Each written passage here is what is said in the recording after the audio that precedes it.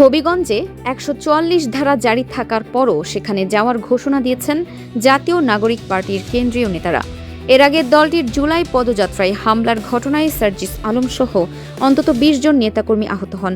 উদ্ভূত পরিস্থিতিতে জেলা প্রশাসন পৌর এলাকায় ১৪৪ ধারা জারি করে এবং আইনশৃঙ্খলা রক্ষাকারী বাহিনী ৩ প্লাটুন বিজিবি মোতায়েন করে।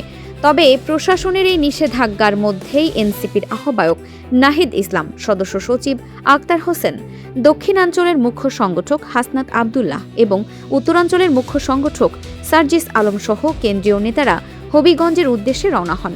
এর আগে নাসির উদ্দিন পাটোয়ারি সহ কয়েকজন কেন্দ্রীয় নেতা সেখানে অবস্থান করছিলেন। এদিকে এনসিপির উত্তরাঞ্চলের সংগঠক নাহিদ উদ্দিন তারেক জানান, কেন্দ্রীয় নেতারা সিলেটে পৌঁছানোর পর হবিগঞ্জে আসবেন।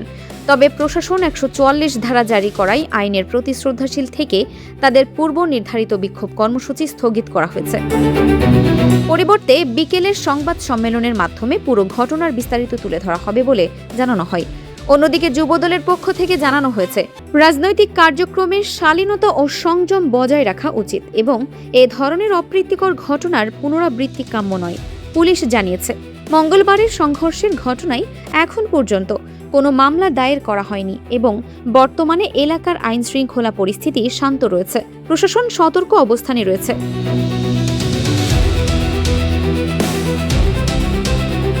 Farhana Nizam, desk report, Dinajpur TV.